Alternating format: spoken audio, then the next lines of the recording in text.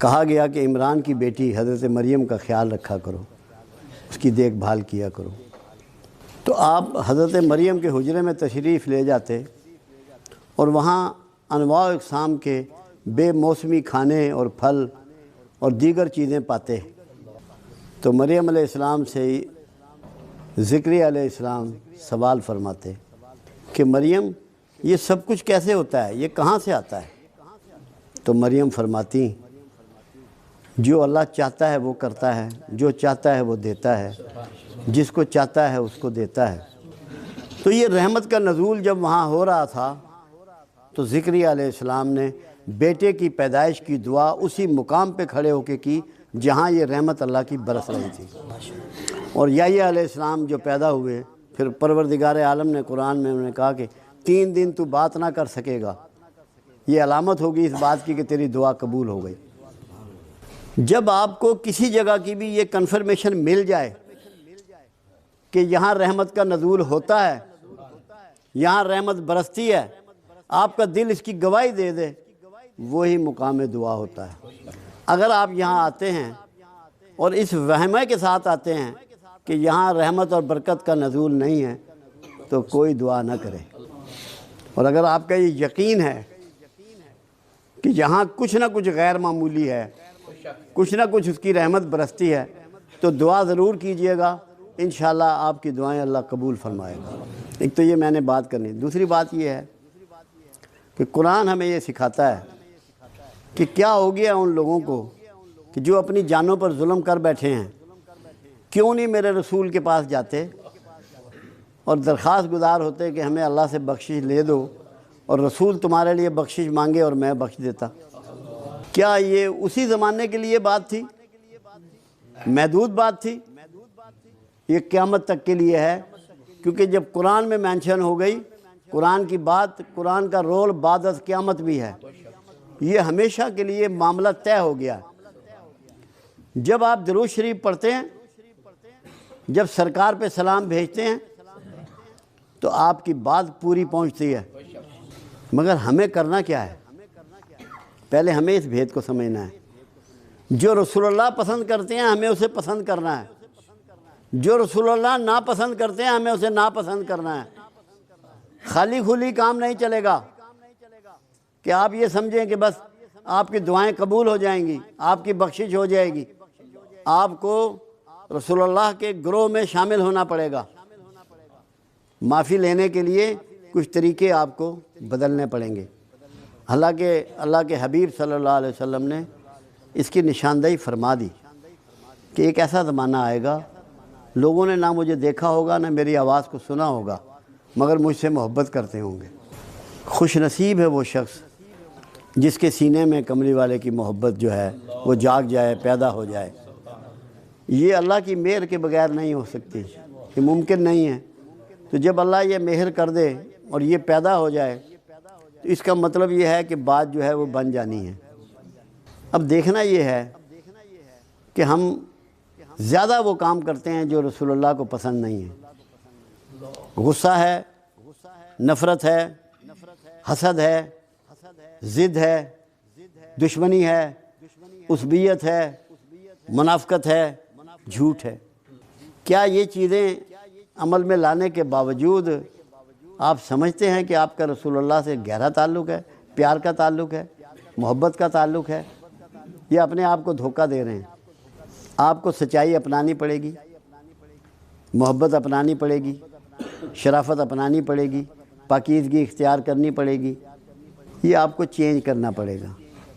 اب آپ دیکھیے کہ کچھ لوگ آپ کے پاس آئے اور انہوں نے کہا کہ رسول اللہ صلی اللہ علیہ وسلم، ہم جب آپ کے پاس آتے ہیں تو جو اصحاب صفا آپ کے پاس بیٹھے ہوتے ہیں، ان کی جوئیں ہمیں چڑھ جاتی ہیں، ان کی جوئیں ہمیں چڑھ جاتی ہیں، ہمارے لیے ملاقات کا ٹائم کچھ الگ کر دیجئے۔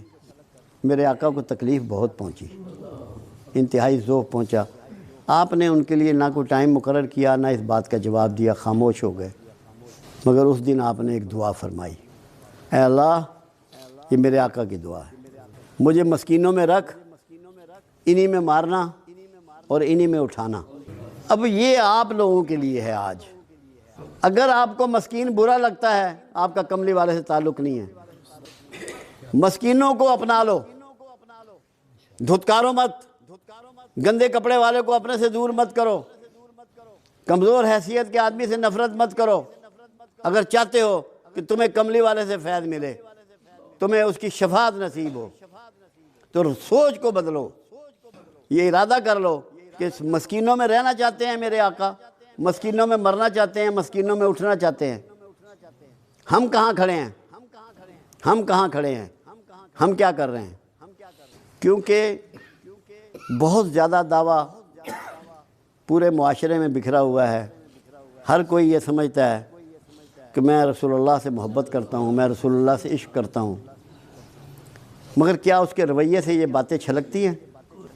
یہ احساس ہوتا ہے کہ میں کیا کر رہا ہوں، مجھے کیا کرنا چاہیے؟ اپنے اس سوچ کو بدلنا ہے. یہاں آنے کا آپ کا مقصد ہی یہ ہے. یہاں بنیادی طور پہ ہمارا سکول آف تھاٹ جو ہے وہ تصوف ہے، جو تمام اولیاء اعظام کا سلسلہ چلا آ رہا ہے، نسل در نسل چلا آ رہا ہے. وہ صفائے قلب کو بلیو کرتا ہے. اپنے اندر کی صفائی اس کا منشور ہے، اس کا ماٹو ہے. غصہ موجود ہے، نفرت موجود ہے، شدت موجود ہے، اور پھر بھی اندر محبت ہے تو کیسے ہوگی؟ محبت درد کے بغیر نہیں ہو سکتی. جب اللہ کے رسول صلی اللہ علیہ وسلم راتوں کے کھڑا ہو کے امت کی بخشش کی دعائیں کرتے ہیں، امت کی عافیت کی دعائیں کرتے ہیں، امت کی مغفرت کی دعائیں کرتے ہیں، کیا یہ بغیر درد کے ہے؟ کیا سینے میں سے دعا نکلتی ہے بغیر درد کے کسی کے لیے؟ کیا یہ ممکن ہے؟ کیا ڈرامہ کیا جا سکتا ہے؟ اس درد کو اپنانا ہے. میں آپ کو یقین دلاتا ہوں اگر آپ کے اندر تھوڑا سا بھی درد پیدا ہو گیا، ہم قیامت کے قریب کے زمانے میں ہیں، سرکار سے دوری کے زمانے میں ہیں، تو تھوڑا سا بھی آج کا جو درد ہے نا وہ آپ کی کائنات کو بدل ڈالے گا. اس کی ابتدا آپ نے اس طرح کرنی ہے کہ آج سے، ابھی سے مسکینوں کو چھاتی سے لگانا ہے. اور اس لیے لگانا ہے کہ یہ آقا کی پسند ہے، مسکین سرکار کی پسند ہے. جو سرکار کی پسند ہے وہ میری پسند ہے. یہ بنا لینا ہے اس کو. اگر یہ بن گیا باخدا آپ سب کامیاب ہو جاؤ. میں اللہ کو گواہ کر کے کہہ رہا ہوں کہ آپ کامیاب ہو جاؤ. میں یہی تڑپتا رہتا ہوں، یہی سوچتا رہتا ہوں، دن میں بھی یہی غور کرتا رہتا ہوں کہ کس طریقے سے. دیکھیں، آج سے 40 سال پیچھے جائیں، 50 سال پیچھے جائیں، ہمارے پاس اسباب بہت کم تھے. کسی کے پاس اسباب نہیں تھے اتنے، ہم سب ایک جیسے حالات کے لوگ ہیں. مگر وقت کے ساتھ ساتھ اسباب بہت بڑھ گئے، مگر اخلاق بہت گر گیا. ہم گھاٹے کے سوداگر ہو گئے، ہم گھاٹے کے سوداگر ہو گئے، کیونکہ اخلاق ہم نے کھو دیا، سامان ہم نے پا لیا. اللہ کے رسول نے سامان کو دھتکار دیا. پیوند والے کپڑے پہنے، گانٹھ مار کے جوتے پہنے، فاقے کیے، پیٹ پہ پتھر باندھے. ہم سامان کے چکر میں سارے اخلاق اور ساری محبت کملی والے کی اس سے دور چلے گئے. ہم نے گھاٹے کا سودا کیا. سوچ کو بدلیں، سامان سے مرکز کو ہٹائیں، اس دل کو اور دماغ کو اخلاق کی طرف مائل کریں جس میں درد ہو، انسانیت ہو، شرافت ہو، احساس ہو، کسی کی خدمت ہو، کسی کی سیوا ہو، دلجوئی ہو، دلداری ہو. یہ جب تک نہیں کریں گے یہاں آنے کا مقصد، محفلوں کا مقصد پورا نہیں ہوگا. میں تو یہ چاہتا ہوں کہ میرے جو دوست یہاں آتے ہیں، میرے ساتھی جو یہاں آتے ہیں، یہ کسی کو نہ بتائیں کہ ہم کہاں جاتے ہیں، کوئی تعارف نہ کرائیں. ان کے رویے سے پتہ لگے کہ ان کا استاد کون ہے، ان کے چلنے سے پتہ لگے، ان کی بات کرنے سے پتہ لگے، ان کے کاروبار کرنے سے پتہ لگے، ان کی نوکری کرنے سے پتہ لگے کہ کہاں بیٹھتے ہیں یہ، کس کے پاس جاتے ہیں، کس سے سیکھتے ہیں. اگر یہ نہیں ہے تو میں بھی غلطی پہ ہوں اور آپ بھی غلطی پہ ہیں. چسکا نہیں لینا بابا جی نے بڑی گال کی تھی، اس کا کوئی فائدہ نہیں. جو آپ کے سینے کو چیر دے بات وہ ہے، اندر احساس پیدا ہو جائے، اندر جاگ جائے آپ کا. میں پتہ ہو تنہائی میں اسی لیے ظفر صاحب، آج مجھے ٹیلی فون پہ صبح بات ہو رہی تھی منڈی باؤدین، کہنے لگے آپ نے جو فارمولہ دیا ہے اس پہ میں غور کرتا ہوں تو حیران رہ جاتا ہوں. میں نے تقوی کے لیے ان کو یہ سمجھایا تھا کہ تقوی وہ ہے، متقی وہ ہے جس کی تنہائی پاکیزہ ہے، جس کی تنہائی پاک ہے۔ اگر آپ کی تنہائیوں میں خیالات اچھے نہیں ہیں تو آپ متقی نہیں ہیں۔ تو یہ سمجھنے کی چیزیں ہیں۔ آج میرا دل تھا کہ جتنے دوست آئے ہیں کوئی بندہ ہم میں سے ایسا نہ ہے جس کے کوئی جسمانی، کوئی نفسیاتی، کوئی معاشرتی، کوئی معاشی، کوئی روحانی مسائل نہ ہوں۔ ایک تو یہ ہم قیامت کے قریب کے زمانے میں ہیں، پھر دین سے بہت دوری ہے، قرآن سے بہت دوری ہے، اچھے لوگوں سے بڑی دوری ہے۔ وہ میاں محمد بخش کا شعر ہے نا، جس کپڑے پھول بدے ہون خوشبو آئے رومالوں۔ وہ سنگت کی بات ہے، پھول جس کپڑے میں بھی لپیٹ جائیں اس کپڑے میں بھی خوشبو بکھر جاتی ہے اور پھیل جاتی ہے۔ ایسے ہی کسی اللہ والے کے ساتھ تعلق جوڑنے سے یہ ہوتا ہے کہ اس کی خوشبو آپ کے سینے میں بس جاتی ہے، آپ میں کچھ نہ کچھ احساس پیدا ہو جاتا ہے، اللہ کا ڈر اور خوف اور کملی والے کی محبت اس میں بیٹھ جاتی ہے آپ کے سینے میں، آپ کے دل و دماغ میں۔ تو میں چاہ رہا تھا کہ میرے جتنے دوست آج آئے ہیں، کیونکہ ایک تو میرا یہ ایمان ہے اور میرا یہ یقین ہے کہ یہاں رحمت برستی ہے۔ کچھ مجھے ایسی احساس بھی تھا کہ جس نے جو دعا مانگنی ہے اپنی، جو اس کے دل میں ہے، جو اس کی آرزو ہے، اس کے معاملات ہیں، خرابی ہے، جو بھی ہے، اللہ کے لیے کوئی کام بڑا نہیں ہوتا۔ ہم یہ سمجھیں نا کہ یہ کام اللہ نہیں کر سکتا، اللہ کے لیے تو ہر کام چھوٹا ہے، ہمارے لیے چھوٹا یا بڑا ہو سکتا ہے۔ اللہ کے لیے کسی کام کی کیا ویلیو، اس نے تو کن کہنا اور کام ہو جانا۔ اس کے لیے میرے ذہن میں آج یہ تھا کہ دعا کریں گے اکٹھے، اور جس جس کے دل میں جو جو آرزو ہے وہ اس کے لیے اپنی دعا مانگ لے گا۔ اس سے پہلے ایک بات بہت ضروری ہے، قرآن حکیم میں یہ بات سمجھائی گئی کہ مشرکین مکہ رسول اللہ صلی اللہ علیہ وسلم کو جب پکارتے تھے تو رانا کہتے تھے، یعنی کہ چرواہا۔ اللہ کے حبیب نے قرآن میں یہ بتایا کہ میرے رسول کو آئندہ سے رانا نہ کہو، اس کو کہو انظرنا۔ لوگوں نے اس کے معنی اور مطلب کو نہیں سمجھا۔ انظرنا کا مطلب ہے کہ آقا نگر کرم ادھر پھیریے، اگر تو وہ چاہے گا جو تیری خواہش ہے اور اس کے پیچھے دوڑے گا، میں تجھے تھکا دوں گا اور آخر وہی ہوگا جو میری خواہش ہے، اور اگر تو میری خواہش پہ چلے گا تو میں تجھے وہ بھی دوں گا جو تیری خواہش ہے۔ تو اس کا اصول یہ ہوا کہ خواہشوں کا پورا کرنا یا نہ پورا کرنا یہ اللہ کے اختیار میں۔ اس کی وجہ یہ ہے آپ کو اپنی کسی خواہش پہ بھی عمل پیرا ہونے کے لیے 3 بنیادی چیزیں چاہیے۔ ایک تو آپ کو اپنی زندگی چاہیے، اور آپ کی زندگی آپ کے اختیار میں اس نے کبھی نہیں رکھی۔ تو جو اتنے خسارے میں ہے کہ اس کے سانس اس کی ملکیت نہیں ہے، وہ اپنی خواہشوں کی تکمیل کیسے کر سکتا ہے؟ دوسری چیز وقت کی مہلت ہے، اس کی صحت خراب ہو جاتی ہے، کومے میں چلا جاتا ہے، فالج ہو جاتا ہے، ایکسیڈنٹ ہو جاتا ہے، کوئی جسم کے اعضاء ٹوٹ جاتے ہیں، کیسے خواہش پہ چلے گا؟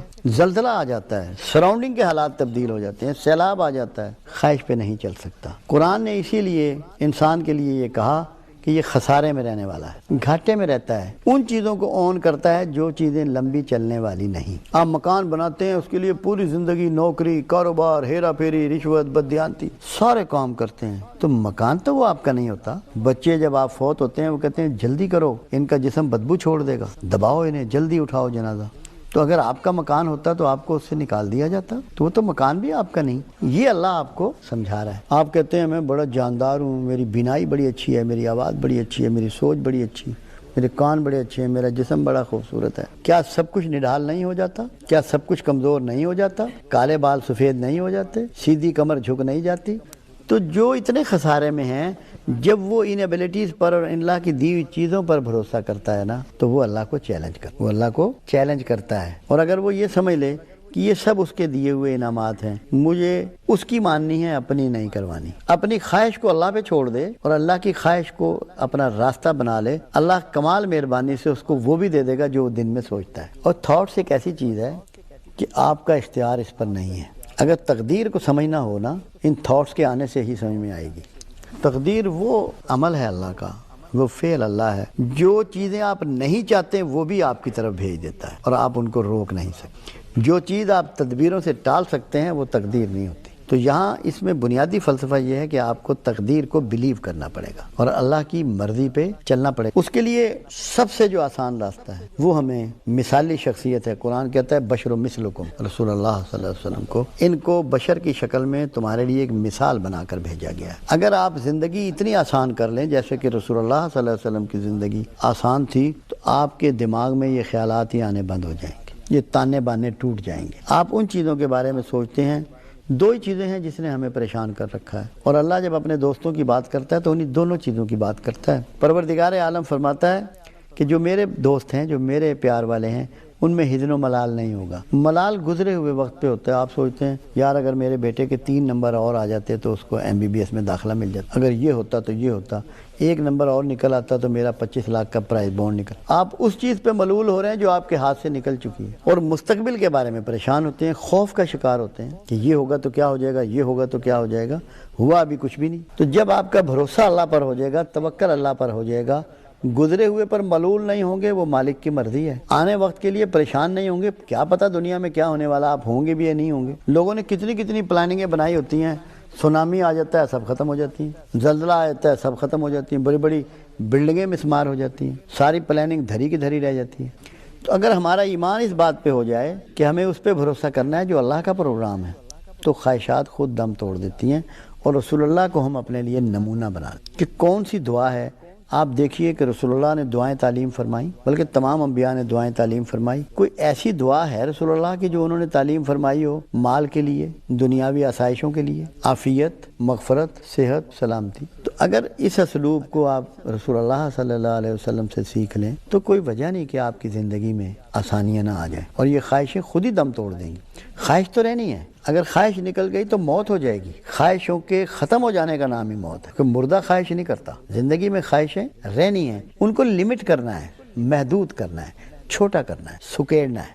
اگر خواہشیں سکڑ گئی تو آپ کامیاب ہو جائیں گے۔ اور اب ہم آج جو کتنی فرسٹریشن ہے، کیا وجہ؟ خواہشیں بڑھ گئی ہیں، تقلید بڑھ گئی ہے، دوسرے کو دیکھ کے اس کی وہ کیا کہنے نقل بڑھ گئی ہے۔ یہ تو بہت امپورٹنٹ چیز ہے، اس کے لیے لوگوں کو اویئرنیس کی ضرورت ہے۔ لوگوں کو اس کے بارے میں آگاہی نہیں ہے، اویئرنیس نہیں ہے، لوگ نہیں جانتے، انتہائی پریشان ہیں، اور خواہشیں کرتے چلے جاتے ہیں۔ آپ یقین جانیے، میں آپ کو اپنی اب ذاتی بات، آج آپ نے ایسا سوال کیا مجھے کرنی پڑ گئی، میں آج تک کے لیے قسم کھا کے یہ کہہ سکتا ہوں کہ میں نے اپنے مالک سے سوائے معافی کے کچھ نہیں مانگا۔ اس کی وجہ یہ ہے، میں یہ دیکھتا ہوں کہ کون سی نعمت ہے جو اس نے مجھے نہیں دی۔ اپنے رسول کی امت میں پیدا کر دیا، اس کے محبت کرنے والے گھرانے میں پیدا کر دیا، شکل اچھی دے دی، صحت اچھی دے دی، اور رزق اچھا دے دیا، نیک بیوی دے دی، بیٹا دے دیا، بیٹیاں دے دی، ان کی اولادیں دے دی، روزگار۔ تو مجھے شرم آتی ہے یہ سوچ کر کہ میں اس سے خواہشوں کا اظہار ہی کرتا رہوں۔ جو اس نے اتنے انعامات دیے ہیں اس کا تو میں شکر نہیں کر رہا۔ اگر ہم اس انداز میں سوچنا شروع کر دیں کہ اس کے انعامات اور کرم تو بے شمار ہیں،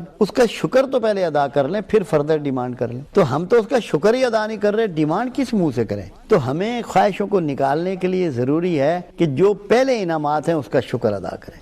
ہاں، جب اس کا شکر ادا کریں، آپ دیکھیں سلیمان علیہ السلام جیسا جید پیغمبر اللہ کا کیا کہہ رہا ہے کہ جب اللہ تعالیٰ نے ان کو زمین پہ بہت بڑی حکومت دی، پیغمبری بھی دی، تو وہ فرما رہے ہیں اے پروردگار عالم، اب مجھے شکر ادا کرنے کا طریقہ اور توفیق بھی عطا فرما۔ تو اگر آپ کو شکر ادا کرنے کا طریقہ اور توفیق مل جائے گی نا، اگلی خواہشیں جنم ہی نہیں لیں گی۔ یہ ہے وہ طریقہ کہ آپ کو یہ احساس ہو کہ میرے پاس تو اتنا اس کا دیا ہوا ہے، میں اور کیا مانگوں۔ وہ آپ ایک بات تھی نا، ایک اللہ کے ولی تھے تو ان کو ساری زندگی جوتے نصیب نہیں ہوئے۔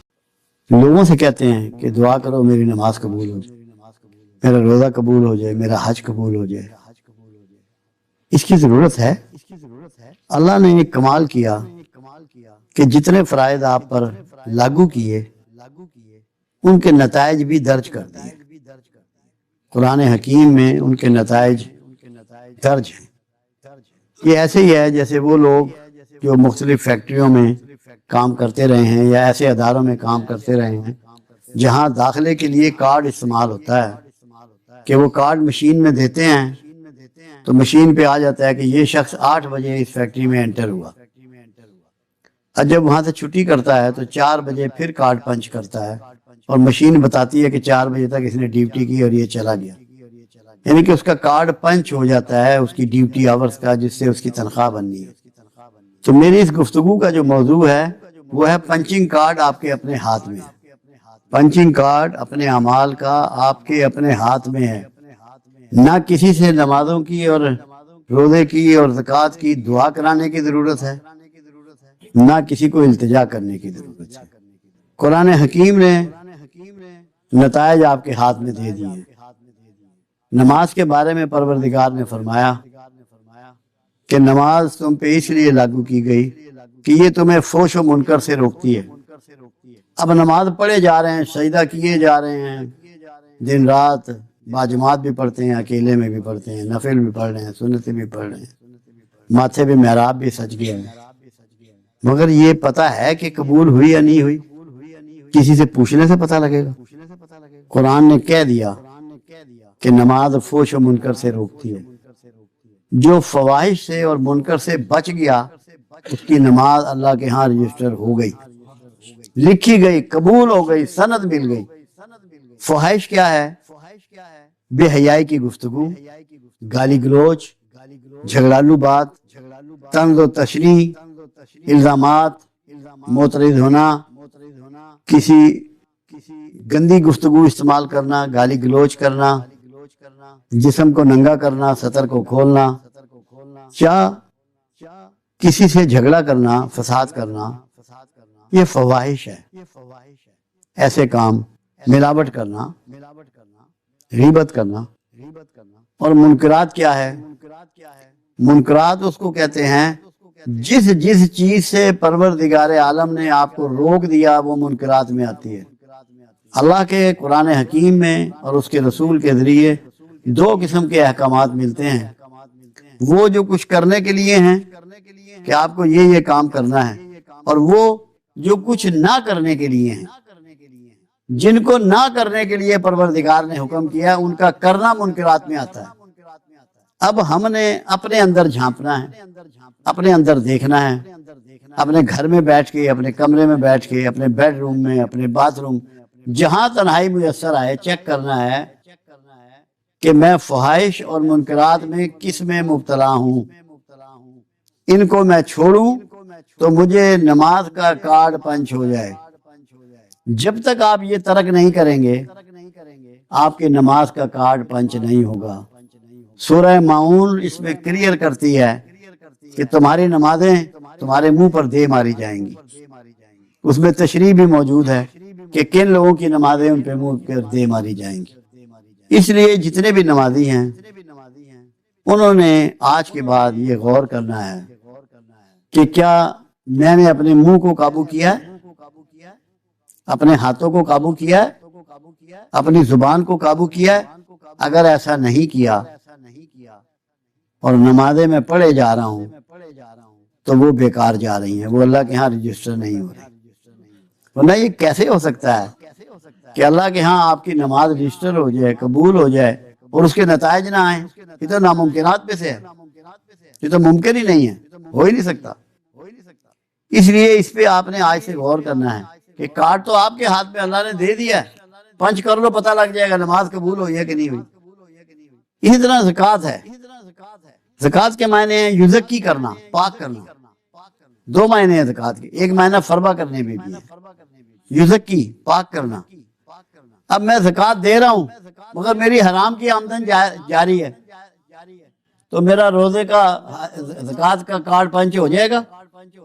جی، تو مجھے پہلے حرام کی راستے کو روکنا ہے، اس کو ڈکا لگانا ہے۔ ابوبکر صدیق رضی اللہ تعالیٰ عنہ کا ایک جگہ کھانا ہوا، جب کھانا کھا کے باہر نکلے تو انہیں یہ شک ہوا کہ شاید ان کی آمدن جو ہے وہ حلال کی نہیں تھی، تو گلے میں انگلیاں ڈال کے حلق میں کیا کر دی۔ کیوں؟ نوالا حرام جو ہے وہ آپ کی روحانیت کا سب سے بڑا دشمن ہے۔ جو آپ کا معاملہ جڑتا ہے کملی والے سے، آپ رسول اللہ صلی اللہ علیہ وسلم کے مقربین میں شامل ہوتے ہیں، ان کے قریب کے لوگوں میں شامل ہوتے ہیں، وہ حرام کھانے والا نہیں ہو سکتا بھلے آسمانوں پہ اڑے۔ تو زکوٰۃ کا کارڈ کب پنچ ہوگا؟ جب حرام کا راستہ بند ہوگا۔ اگر کسی ذریعے سے بھی حرام کی آمدن آپ کے پیٹ میں جا رہی ہے، آپ کے بچوں کے پیٹ میں جا رہی ہے، آپ یقین کر لیں کہ آپ کو اللہ کا قرب نصیب نہیں ہو سکتا۔ چاہے جس مرضی عظیم ترین کسی صوفی کے ولی کے پاس پہنچو، اس کے قدموں میں بیٹھ جاؤ، جو مرضی کر لو، کام تبھی بنے گا جب صحیح معنوں میں تمہارا مال مزکی ہو جائے گا، صاف ہو جائے گا، کلیئر ہو جائے گا، نتھر جائے گا۔ اس کو میں کہتا ہوں card in your hand, punching card in your own hand. تیسری چیز روزہ ہے۔ روزہ کیا چیز ہے؟ قرآن حکیم نے کہا کہ تم سے پہلی امتوں پہ بھی فرض کی گیا، تم پہ بھی فرض کیا گیا کہ یہ تمہیں متقی بنائے گا، صاحب تقویٰ ہو جاؤ گے، تقویٰ نصیب ہو جائے گا۔ تقویٰ کیا ہے؟ کبھی سوچا؟ جتنی قوتیں اللہ تعالیٰ نے ہمیں عطا کی ہیں ان کا پراپر یوز تقویٰ ہے۔ دیکھنا ہے تو ٹھیک کو دیکھوں، سننا ہے تو ٹھیک بات کو سنوں، سونگنا ہے تو صحیح چیز کو سونگوں، بولنا ہے تو صحیح بات کروں، کھانا ہے تو صحیح چیز کھاؤں، پکڑنا ہے تو صحیح چیز سے پکڑوں۔ جب آپ اپنی قوتوں پر جو آپ کو نصیب ہوئی ہیں ان پہ گرفت لاتے ہیں، ان کو قابو کرتے ہیں، تو پھر آپ صاحب تقویٰ ہوتے ہیں۔ ایسے نہیں ہو سکتے روزے رکھتے چلے جائیں، روزے رکھ رہے ہیں، شام کو حرام کے مال سے افطاری کر رہے ہیں، لمبی میزیں بھری ہوئی ہیں افطاری کی، چیک ہی نہیں ہے کہ یہ مال کہاں سے آیا۔ اور تقویٰ ایک اور چیز کو بھی کہتے ہیں کہ جب تیری تنہائی پاک ہو جائے، ظاہر ہے تو ہم عوام سے ڈر کے، ماحول سے ڈر کے، حکومت سے ڈر کے، معاشرے سے ڈر کے بہت سے کام چھپ کے کرتے ہیں۔ روزہ چیز ہی یہ سکھاتا ہے کہ اکیلے میں تم ہوتے ہو، گھر میں ہوتے ہو، نہ کھاتے ہو نہ پیتے ہو، تنہائی میں اللہ سے ڈرنے کا نام تقویٰ ہے۔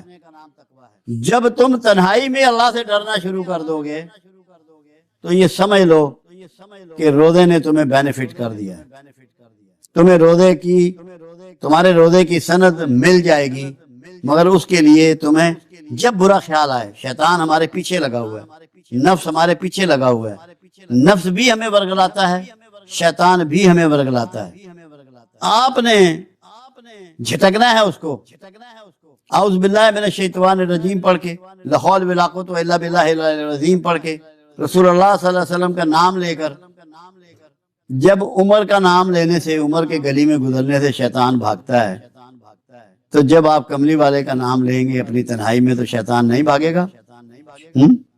یہ کیسے ہو سکتا ہے؟ مگر دل سے، خواہش سے، اور یہ سوچ بنا لیں کہ مجھے شیطان سے محفوظ رہنا ہے، اور یہ تبھی ممکن ہے کہ جب اپنی تنہائی کو آپ پاکیزہ کرنے کی کوشش کریں گے۔ جو استادوں سے وابستہ ہوتے ہیں نا، یا اپنے مرشد سے وابستہ ہوتے ہیں، اس کا بھی یہی رول ہے کہ وہ آپ کو سٹرینسن کر دے، مضبوط کر دے کہ آپ نفس اور شیطان کے سامنے کھڑے ہو سکو، جہاد کر سکو۔ جو استاد آپ کو یہ تربیت نہیں دیتا کہ شیطان کے سامنے جرأت کے ساتھ کیسے کھڑا ہونا ہے، نفس کے سامنے جرأت کے ساتھ کیسے کھڑا ہونا ہے، وہ اپنا حق ادا نہیں کرتا۔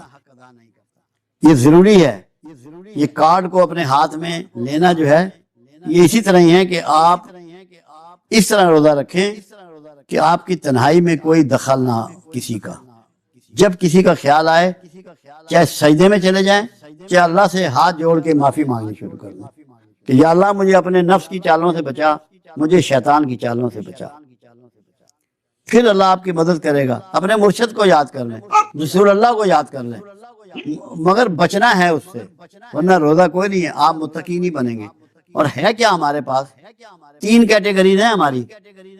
پیدائشی طور پہ ہم مسلمان ہیں، اللہ کی فرما برداری سے ہم مومن بنتے ہیں جب اللہ کا کہنا مانتے ہیں، اور جب تقویٰ حاصل کر لیتے ہیں تو متقی بن جاتے ہیں، اور متقی ہی کنورٹ ہوتے ہیں اولیاء اللہ میں، وہی شفٹ ہوتے ہیں اولیاء اللہ۔